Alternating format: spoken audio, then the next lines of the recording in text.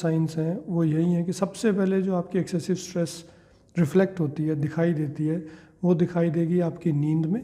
आपकी नींद डिस्टर्ब हो जाएगी, आपकी एपिटाइट में, आपकी भूख लगना उसे या तो कम हो जाएगा या ज़्यादा हो जाएगा, और आपका डे टू डे रूटीन में गड़बड़ होना शुरू हो जाएगा। तो जब ये 3 चीज़ें सबसे पहले दिखाई देंगी तो इसको हम कहते हैं कि उनकी बायोलॉजिकल रिदम उनकी ख़राब हो रही है करके। तो जैसे ये रिदम ख़राब होनी शुरू होती है तो ये पहले साइंस है, वार्निंग साइंस है एक्सेसिव स्ट्रेस होने के। अब अगर आप बात करें कि उसके बाद में कैसे, तो जब ये इन 3 के साइन शुरू होते हैं और अगर हम इन 3 साइंस को नहीं पकड़ते हैं तो उसके बाद में उनको शुरू होता है साइकोलॉजिकल स्ट्रेस होना, उदासी हो जाना, मन खराब रहना, चिड़चिड़ापन होना, ये सब चीज़ें उनको धीरे धीरे और ऐड होना उसके साथ में होना शुरू हो जाती हैं। एक हमें चीज़ ये भी समझने की ज़रूरत है कि जब हम एग्ज़ाम स्ट्रेस की बात कर रहे हैं तो ऑब्वियसली हम लोग इस वक्त जो बात कर रहे हैं, अभी एग्ज़ाम का जो सीज़न आएगा वो आएगा, हम 10th 11th और 12th इन बोर्ड एग्ज़ाम्स की सबसे ज़्यादा इम्पोर्टेंस मानते हैं और उनके लिए सबसे ज़्यादा हम लोग एफ़र्ट करते हैं। 10th 11th और 12th एक ऐसी उम्र है जो टीनेजर्स जिनको हम कहते हैं, किशोरावस्था है, उसमें वैसे भी ज़्यादातर टीनेजर्स चिड़चिड़े रहते हैं, इरिटेटेड रहते हैं। स्पेशली जो पेरेंट और चाइल्ड का जो रिश्ता होता है आपस में, वो एक बड़ा ही अलग तरह सा का रिश्ता है।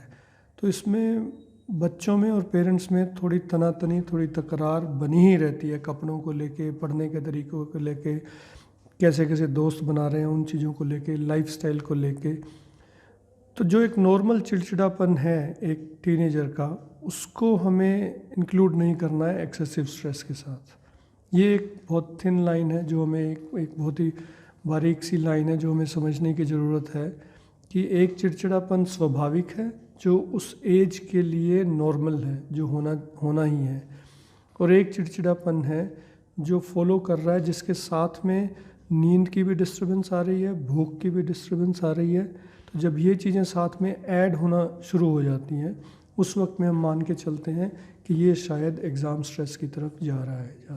एज ए साइकोलॉजिस्ट आप क्या कहेंगे सर कि किस तरीके से पेरेंट्स को इस वक्त में अपने बच्चों के साथ में होना चाहिए? देखिए, होता क्या है कि पेरेंट्स भी नहीं चाहते कि वो अपने बच्चों को एग्ज़ाम स्ट्रेस दें या उनके पीछे पड़े, लेकिन होता क्या, सबकी तमन्ना तो यही है कि उनके बच्चे का फ्यूचर सिक्योर हो, और उनको लगता है कि उनके बच्चे का फ्यूचर तभी सिक्योर होगा जब वो फर्स्ट आएंगे, अव्वल आएंगे, ज़्यादा नंबर लेंगे, अगर अव्वल नहीं आएंगे तो अच्छे नंबर लेंगे, या किसी जगह पे अच्छी जगह पे उनका एडमिशन होगा। तो उन लोग उनके फ्यूचर के बारे में सोच के उनके पीछे लगे रहते हैं पढ़ाने के लिए। तो हम लोगों को एक ही तरीका सिखाया गया है कि अगर आपको बच्चे को पढ़ाना है तो आप उनके पीछे पड़े रहिए। आपको ये देखने की ज़रूरत है कि आप क्या उनके पीछे पढ़ पढ़ के अपने बच्चे का पढ़ने का तरीका बदल पाए क्या आप उसको ज़्यादा पढ़ा पाए क्या। अगर आप ये चीज़ नहीं देखेंगे, अगर ये नहीं समझेंगे कि मैं एक ही तरीके से लगातार मेरे बच्चे के पीछे पढ़ाऊँगे, पढ़ो पढ़ो पढ़ो, ज़्यादा खेलते हो तुम, ज़्यादा टीवी देखते हो, मोबाइल ज़्यादा देखते हो, इसको बंद करो। सो इसको हम कहते हैं कि बार बार टॉन्ट करना या बार बार किसी के पीछे पड़े रहना। तो क्या आप ऐसा करने से उसका तरीका पढ़ने का बदल पाए? क्या आप उसको ज़्यादा पढ़ा पाए? अगर आपको लगता है मेरा ये तरीका सक्सेसफुल नहीं है, कई केसेस में सक्सेसफुल होता है कि कुछ बच्चों को चाहिए कि उनके माँ बाप उनके थोड़ा पीछे पड़े, एक्सटर्नल प्रेशर थोड़ा ज़्यादा आए तो वो अच्छा पढ़ लेते हैं। लेकिन कई बच्चे ऐसे होते हैं कि आप जितना उनके पीछे पढ़ेंगे, उसको हम बोलते हैं action and reaction are equal and opposite.